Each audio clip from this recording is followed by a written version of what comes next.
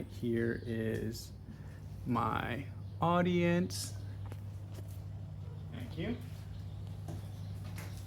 Hello everyone, welcome to my garage. My name is Adam Vandermolen, and today I'm going to demonstrate on how to change a tire. Now, did you know the average American will have up to 5 flats in their lifetime?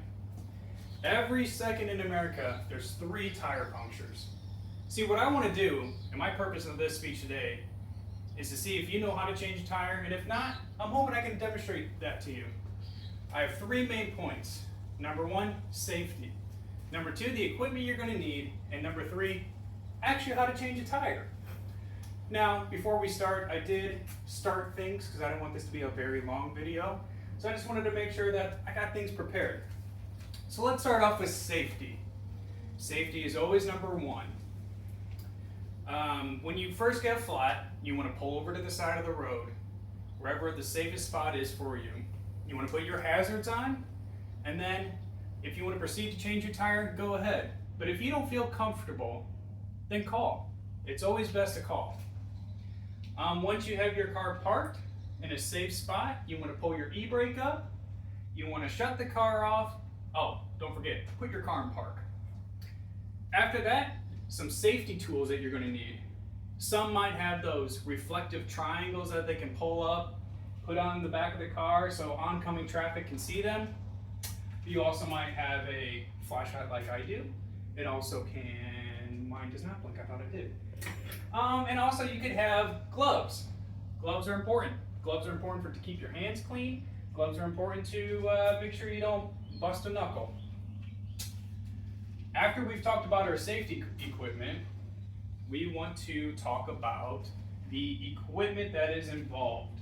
The equipment involved is the jack. This one in particular is a scissor jack.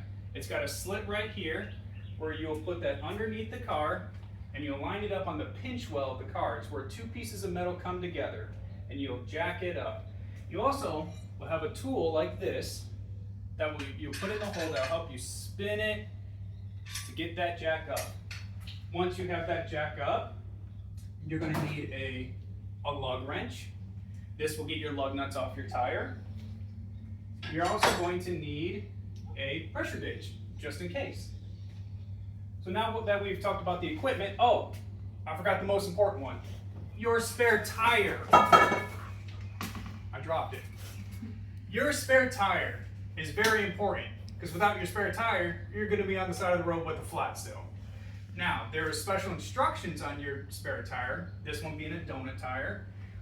You want to make sure that you do not go over the exceeded mile per hour that is rated for the tire. This one in particular is 50 mile an hour. Also, you want to make sure that it has the proper amount of air pressure within the tire. This one is rated at 60 psi.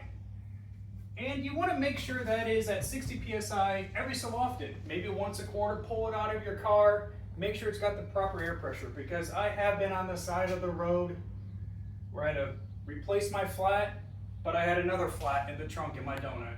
No good. So, now to demonstrate. I got a flat. I pulled over to the side of the road. I parked, I'm in a good spot. I turned my hazards on.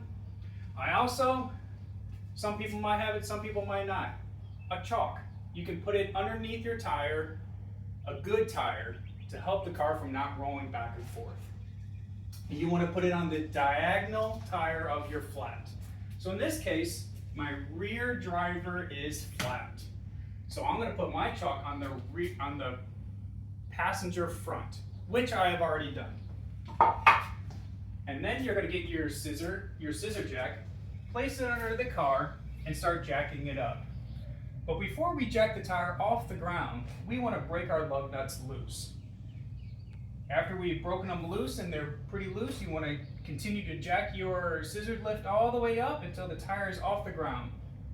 Once the tire is off the ground, you can finish taking your lug nuts off, put them to the side. Put them to the side so you don't lose them.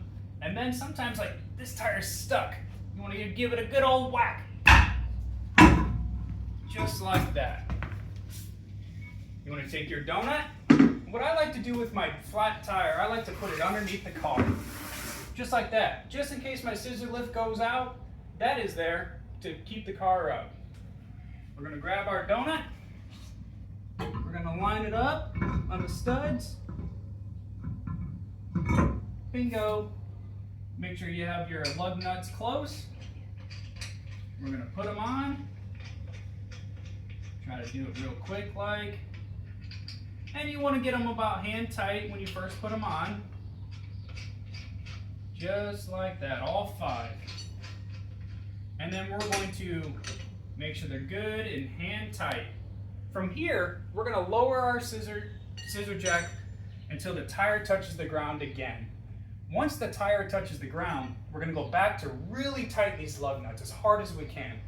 And we want to do a star pattern.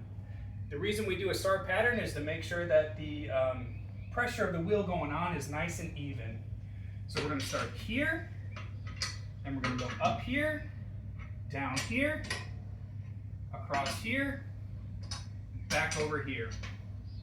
And then we're going to repeat that 2-3 times to make sure it's good and tight. Once we feel confident that it's good and tight, we're going to take our scissor lift all the way out. We're going to grab our chalk, and then we're on our way. I hope I've helped you today. If you know how to change a tire, I hope this was a good refresher. And if you don't, I hope I built a little confidence in you. And if I didn't, I'm sorry. But I tell you what, it's better to practice on the side of the road. I'm sorry, let me repeat that. It's better to practice in your garage rather than the side of the road. So practice always makes perfection. And that's it. I hope I help you. Again, I want to remind you of our 3 main points is safety, the equipment, and how we actually changed it. I hope I helped you. Thank you. And here is my crowd. They're still there.